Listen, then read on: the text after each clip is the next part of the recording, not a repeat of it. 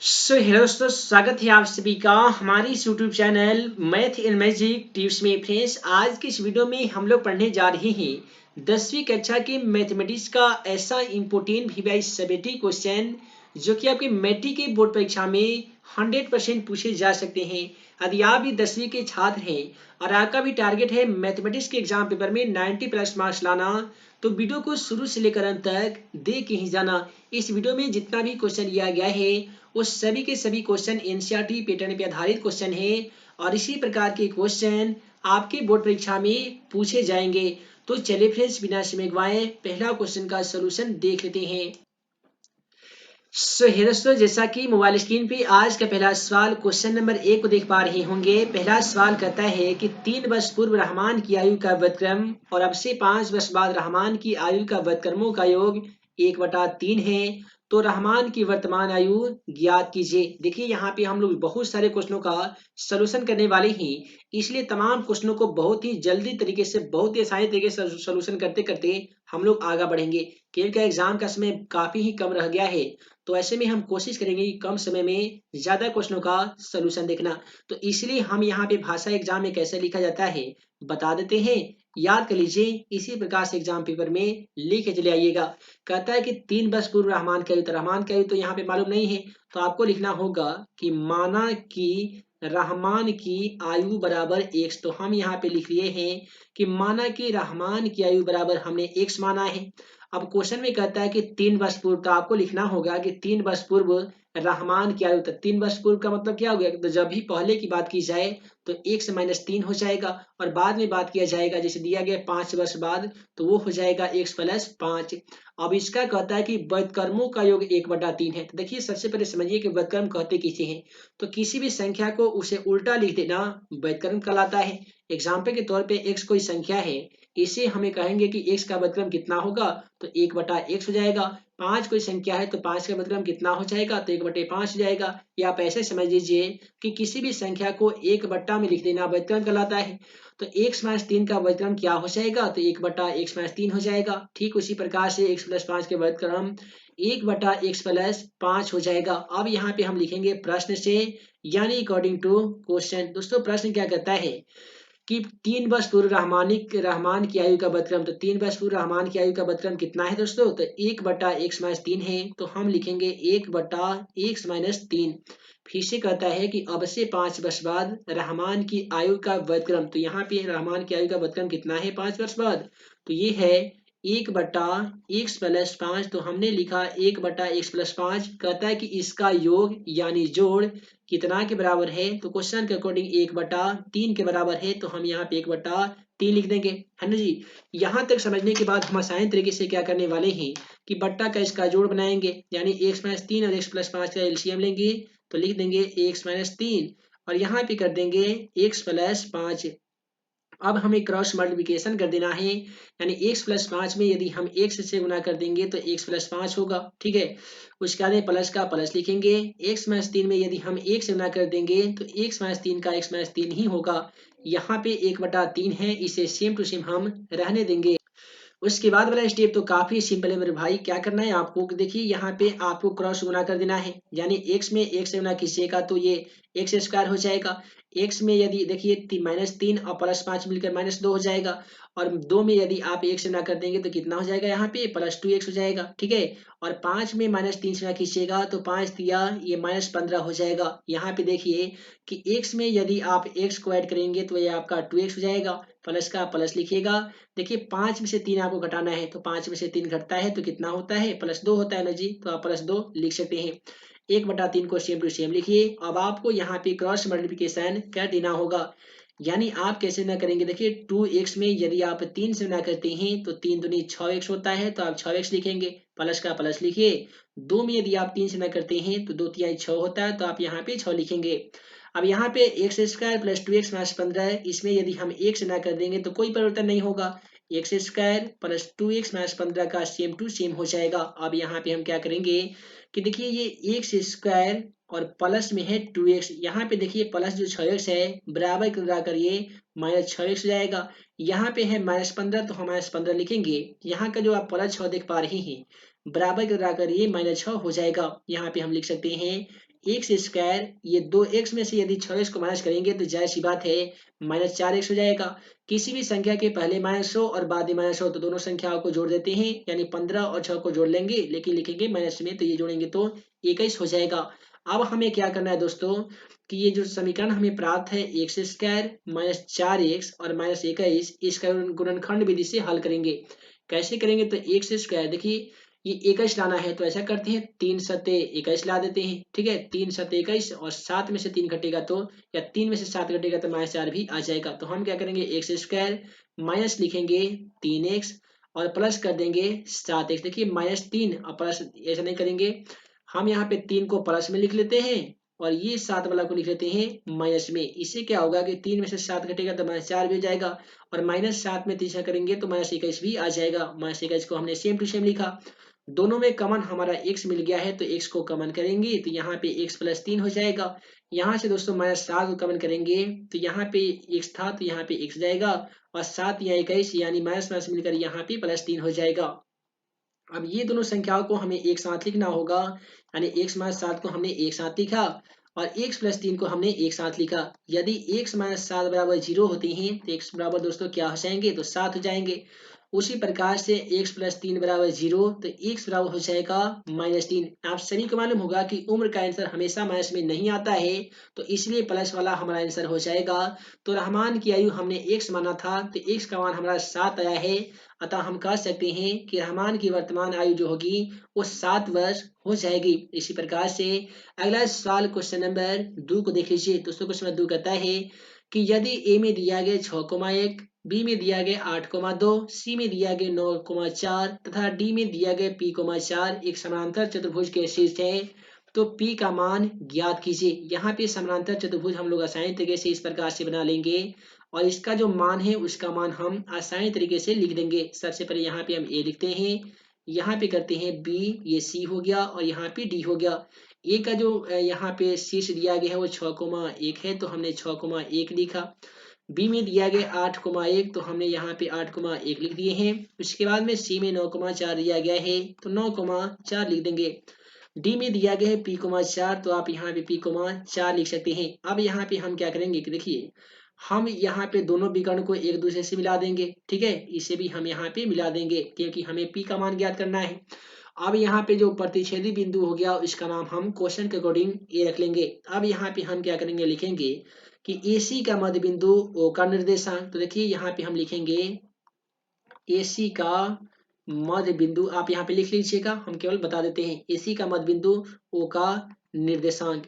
इसका एक फॉर्मूला आता है x बराबर x1 + x2 बटा 2 होते हैं तो वहीं पे y बराबर y1 + y2 बटा 2 होता है। आपको देखना केवल AC में ही है। तो यहाँ पे x1 + x2 दिया गया है तो x1 का मान 6 है तो वहाँ पे x2 का मान 9 है तो यहाँ पे लिखेंगे 6 + 9 बटा 2 कर देंगे तो 9 6 कितना होता है दोस्तों, 15 बटा 2 होता है ना जी। अब यहाँ पे चाहिए y1 + y2 का मान, ठीक है। यहाँ पे 1 मिलेगा और y2 का मान 4 मिलेगा तो आप यहाँ पे लिख सकते हैं 1 + 4 बटा 2 यानी 4 और 1 मिलकर 5 बटा 2 हो जाएगा। ठीक उसी प्रकार से अब हम ज्ञात करेंगे DB या DA या BD कर सकते हैं। DB का मध्य बिंदु O का निर्देशांक, यहाँ पे आप लिखेंगे कि DB का मध्य बिंदु किसका निर्देशांक दोस्तों, तो O का निर्देशांक, ठीक है। अब यहाँ पे DB का मध्य बिंदु O का निर्देशांक, यहाँ पे भी हमने वही फॉर्मूला को अप्लाई करना होगा। x1 + x2 बटा 2 करेंगे तो वहां पे कर देंगे y1 + y2 बटा 2। समझ में आ रहा है ना जी। अब देखिए क्या करेंगे कि इसमें हमें चाहिए x1 का मान, तो x1 का मान यहाँ पे p है, यहाँ पे x2 का मान 8 है तो आप यहाँ पे लिखेंगे p + 8 बटा 2, इसे ज्यों का त्यों छोड़ देना है। y1 का मान यहाँ पे 4 है तो यहाँ पे 1 है तो आपको लिखना होगा 4 + 1 बटा 2 यानी ये 5 बटा 2। इतना ज्ञात करने के बाद में हमें ये पता चलता है कि ये भी 5 बटा 2 है और यहाँ पे भी 5 बटा 2 आ गया है। तो जब इसका मान समान है तो इसका मान भी आपस में समान होनी चाहिए, इससे आपका p का मान ज्ञात हो जाएगा। देखिए 15/2 है तो आप यहाँ पे 15/2 लिखेंगे। यहाँ पे p प्लस 8/2 है तो लिखेंगे p प्लस 8/2। 2 से 2 हमारा कट जाएगा तो यहाँ पे है 15। ये जो आप प्लस 8 देख पा रहे हैं बराबर के लगाकर ये -8 हो जाएगा। यहाँ पे बचेगा केवल p, अर्थात p बराबर 15 में से 8 घटाएंगे तो 7 हो जाएगा। तो इस प्रकार से क्वेश्चन नंबर 2 का भी सही जवाब हमारा 7 होगा। p का जो मान आने वाला है वो 7 हो जाएगा। आइए इसी प्रकार से अगला सवाल क्वेश्चन नंबर 3 को देख लेते हैं। है दोस्तों, अगला सवाल यहाँ पे क्वेश्चन नंबर 3 बहुत ही इंपोर्टेंट है। मैट्रिक एग्जाम पेपर के दृष्टिकोण से ये क्वेश्चन बार बार पूछा जा चुका है। देखिए क्वेश्चन क्या कहता है कि एक बिंदु Q से जो वृत्त के स्पर्श रेखा की लंबाई 24 सेमी है, Q से केंद्र की दूरी 25 सेमी है, तो वृत्त की त्रिज्या ज्ञात कीजिए। सबसे पहले आप सभी को एक वृत्त यहाँ पे बना लेना होगा। वृत्त बना लीजिएगा तो कहता है कि एक बिंदु Q से वृत्त के स्पर्श रेखा की लंबाई। देखिए एक बिंदु मान लेते हैं कि यहाँ पे कोई बिंदु है जिसका नाम क्वेश्चन के अकॉर्डिंग Q है। तो एक वृत्त पर स्पर्श रेखा की लंबाई 24 सेमी है। तो यहाँ से एक हम वृत्त पर स्पर्श रेखा डाल देंगे इस प्रकार से। इसका जो लंबाई है क्वेश्चन के अकॉर्डिंग 24 सेमी दिया गया है। फिर कहता है कि Q से केंद्र की दूरी। तो मान लेते हैं Q यहाँ पे हमारा इस वृत्त का केंद्र है। तो इस Q से ये जो केंद्र की दूरी है ना क्वेश्चन के अकॉर्डिंग 25 सेमी है। तो दोस्तों हम यहाँ पे 25 सेमी लिख देंगे। अब कहता है कि इसका त्रिज्या ज्ञात कीजिए। त्रिज्या का मतलब यदि हम यहाँ पे O मानते हैं तो यहाँ पे लिख देते हैं P। तो ये हो जाएगा POQ या OPQ। ठीक है, तो यही हमें ज्ञात करना है, अर्थात OP त्रिज्या का मान हमें ज्ञात करना होगा। तो हम आसान सा फॉर्मूला का यूज करेंगे। OP हमें ज्ञात करना है ना जी। तो हम क्या करेंगे, लिखेंगे कि OQ का स्क्वायर, यहाँ पे फॉर्मूला हम तैयार कर रहे हैं। OQ का कर देंगे स्क्वायर माइनस कर देंगे PQ का स्क्वायर, यहाँ पे कर देंगे PQ का स्क्वायर। ठीक है, अब देखिए OQ का जो मान है क्वेश्चन के अकॉर्डिंग दोस्तों 25 सेमी दिया गया है। तो आप यहाँ पे 25 सेमी का स्क्वायर कर देंगे। PQ का मान यहाँ पे 24 सेमी दिया गया है। तो 24 का भी स्क्वायर यहाँ पे आसानी तरीके से आप कर सकते हैं। आइए यहाँ पे 24 का स्क्वायर भी हमने कर लिया। अब क्या करना है कि 25 का स्क्वायर है तो 25 का स्क्वायर करेंगे तो दोस्तों 6 से 25 होता है। वहीं पे 24 का स्क्वायर जो है ये 576 होते हैं। अब इसमें से यदि आप घटा लीजिएगा तो 15 में से 6 जाएगा तो आपका 9 बचेगा।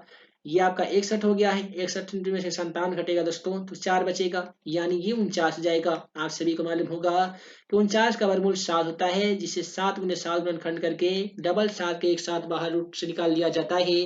तो इस प्रकार से वृत्त की त्रिज्या अर्थात r का जो मान आने वाला है वो 7 सेमी हो जाएगा।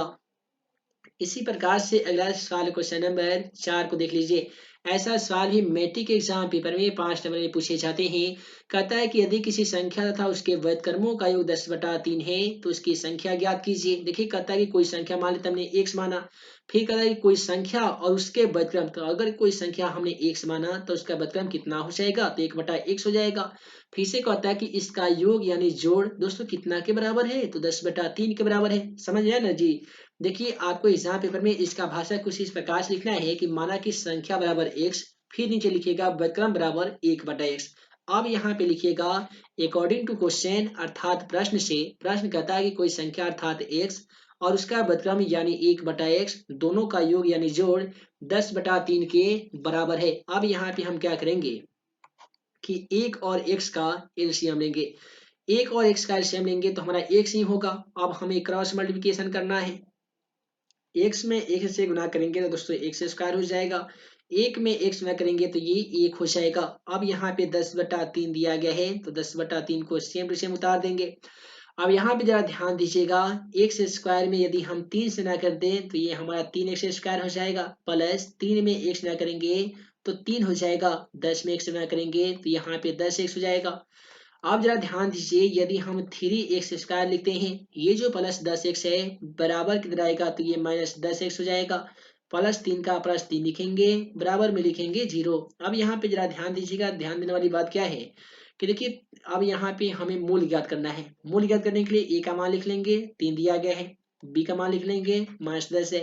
c का मान लिख लेंगे, 3 दिया गया है। अब हम फॉर्मूला लगाएंगे। d का फॉर्मूला एक होता है b² - 4ac। b का मान क्वेश्चन के अकॉर्डिंग यहाँ पे -10 है तो -10 का स्क्वायर -4 गुने a का मान दोस्तों 3 है तो 3 लिखेंगे।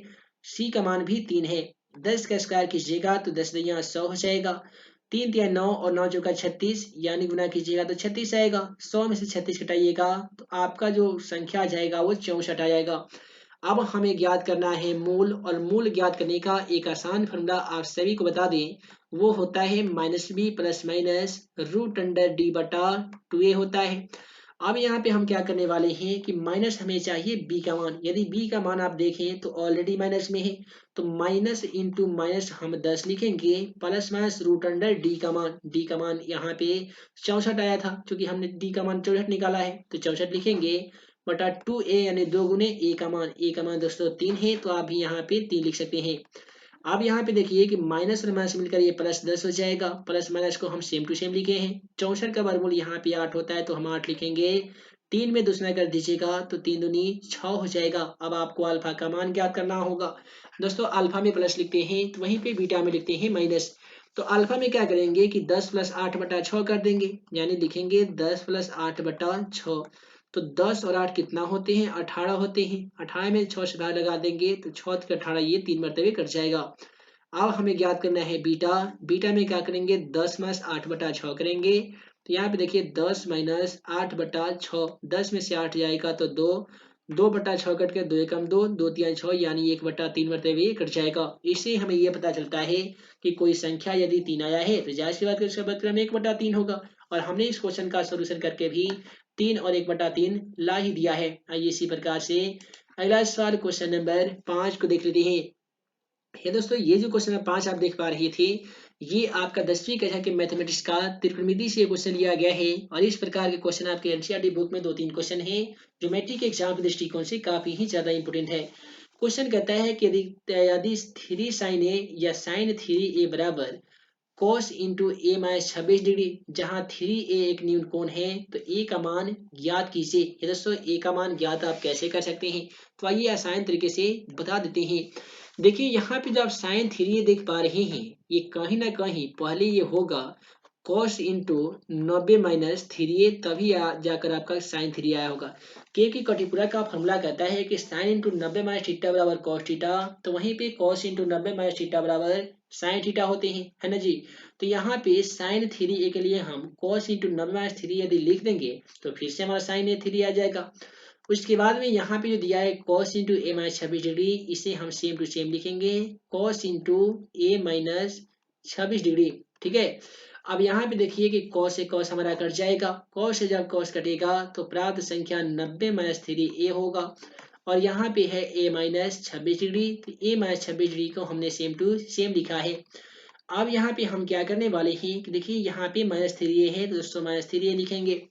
ये जो आप प्लस ए देख पा रहे हैं, बराबर की लगाकर ये -a हो जाएगा। यहाँ पे है -26 डिग्री, तो -26 डिग्री लिखेंगे।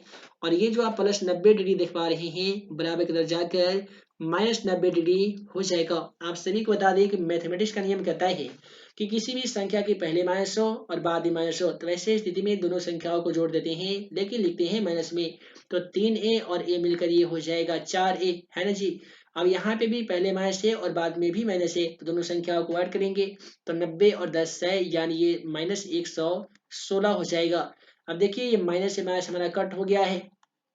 यदि हम a बराबर 116 यहाँ पे लिख दें तो 4 यहाँ जो आप गुना में देख पा रहे हैं, बराबर कर जाकर ये भाग में हो जाएगा। अब हमें 116 में 4 से भाग लगाना होगा। तो 116 में यदि आप 4 से भाग लगाते हैं तो ये आपका 8, 3, 6 और 9 चौका 36, अर्थात ये 29 मरतबे आपका कट जाएगा। और इस प्रकार से a का जो मान आ जाएगा ना, वो 29 डिग्री आ जाएगा। यानी a का जो मान ये आया है, ये 29 डिग्री आ गया है। इस प्रकार से आज के इस वीडियो में हम लोगों ने 10वीं कक्षा के मैथमेटिक्स का ऐसा 5 इंपोर्टेंट क्वेश्चन का सलूशन कर लिए हैं जो कि आपके मैट्रिक के बोर्ड परीक्षा के लिए काफी ही इंपोर्टेंट था। उम्मीद है आज का ये वीडियो आप सभी को पसंद आ हो तो दोस्तों वीडियो को लाइक करें, अपने दोस्तों में शेयर करें। ऐसे ही नए नए वीडियो पाने के लिए आप हमारे YouTube channel math and magic tips को सब्सक्राइब करना बिल्कुल ना भूलिएगा। उम्मीद है आप इस वीडियो को लाइक शेयर करने के साथ चैनल को सब्सक्राइब कर लिए होंगे। यदि आपने अभी तक मेरा मोबाइल एप्लीकेशन को इंस्टॉल नहीं किया है तो डिस्क्रिप्शन बॉक्स में 10वीं कक्षा का और 12वीं कक्षा का दोनों कक्षा का इंपोर्टेंट क्वेश्चन का पीडीएफ हमारे मोबाइल एप्लीकेशन में अपडेट कर दिया गया है। क्या जल्दी से जाइए प्ले स्टोर से math and magic tips officially mobile application को इंस्टॉल कीजिए और 10वीं कक्षा के साथ साथ 12वीं कक्षा का भी आप बेहतर से बेहतर तैयारियां कर सकते हैं। तो हे दोस्तों, मैं मुकीम अंसारी जल्द मिलूंगा अगले वीडियो में नए वीवीआई क्वेश्चन के साथ। तब तक के लिए आप सभी को वीडियो देखने के लिए बहुत बहुत धन्यवाद।